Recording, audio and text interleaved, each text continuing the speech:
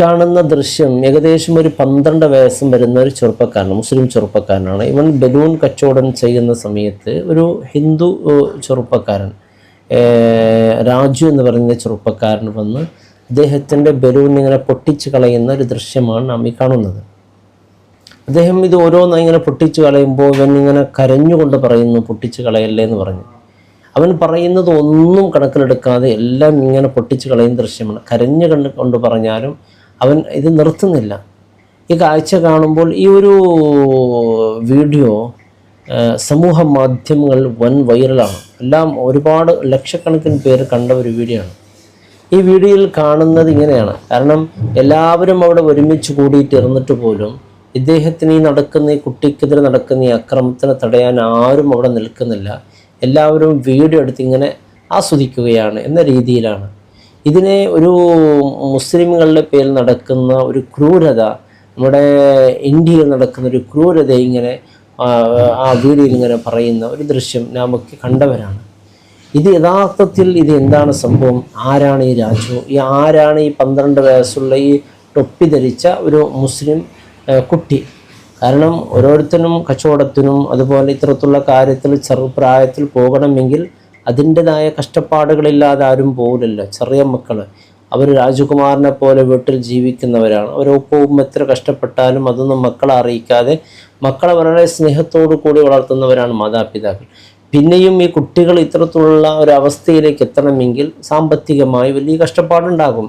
ചിലപ്പോൾ ഉപ്പ നഷ്ടപ്പെട്ട് വീട്ടിൽ ഉമ്മയും മാതാപിതാക്കളും രോഗികളാകുമ്പോൾ വേറൊരു മാർഗമില്ല, എന്നെക്കൊണ്ട് എന്തെങ്കിലും ഒന്ന് ചെയ്യാൻ പറ്റുമെന്ന് പറഞ്ഞ് എത്രയോ കുട്ടികൾ ഇത്തരത്തിലുള്ള ജോലികൾ കഷ്ടപ്പെട്ട് ചെയ്യുന്ന ഒരുപാട് കാഴ്ചകൾ നാം കണ്ടവരാണ്. ചെറിയ മക്കൾ ചെറുപ്രായത്തിൽ തന്നെ വീടിന് വേണ്ടി കഷ്ടപ്പെടുന്ന ഒരുപാട് മക്കളുണ്ട്. കാണുമ്പോൾ വല്ലാത്ത സങ്കടം തോന്നുന്നു. ഈ കുട്ടിയുടെ ഈ കച്ചവടം ദൃശ്യം വളരെ സങ്കടം തോന്നുന്ന ദൃശ്യമാണ്. അതോടൊപ്പം ഈ രാജു എന്ന് പറയുന്ന ചെറുപ്പക്കാരൻ ഇതിങ്ങനെ പൊട്ടിച്ചു കളയുന്ന ദൃശ്യം അതിലേറെ സങ്കടകരമായ ഒരു അവസ്ഥയാണ്. യഥാർത്ഥത്തിൽ ഇത് നടക്കുന്നത് നമ്മുടെ രാജ്യമായ നമ്മുടെ ഇന്ത്യയിൽ തന്നെയല്ല ഇത് നടക്കുന്നത്.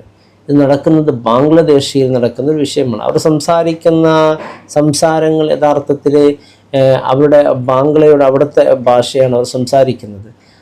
കുട്ടിയോട് ഇവൻ പറയുന്നുണ്ട്, നീ സ്കൂൾ പോയി പഠിക്കേണ്ട കുട്ടിയല്ലേ, സ്കൂൾ പഠിച്ച് വളരണം എന്ന രീതിയിലേക്ക് സംസാരിക്കുന്ന ആ ഒരു ചില വായ്സുകൾ അത് യഥാർത്ഥത്തിൽ ബാംഗ്ല അവിടുത്തെ ഭാഷയാണ്. അപ്പം തന്നെ മനസ്സിലാകും ഇത് ബാംഗ്ലയുടെ വിഷയമാണ്.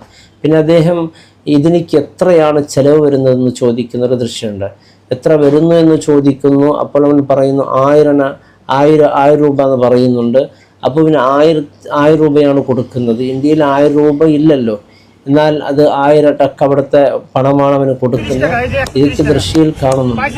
ഈ ഒരു വീഡിയോയെ മുസ്ലിം ഹിന്ദുക്കൾക്കിടയിൽ ഘർഷണമുണ്ടാക്കാൻ വേണ്ടി, അവർക്കുള്ള പരസ്പരം മനസ്സിൽ വിദ്വേഷമുണ്ടാക്കാൻ വേണ്ടി പല രീതിയിൽ പ്രചരിപ്പിക്കുന്നു. യഥാർത്ഥത്തിൽ ഇത് ബാംഗ്ലാദേശത്തിൽ നടക്കുന്ന ഒരു കാര്യമാണ്.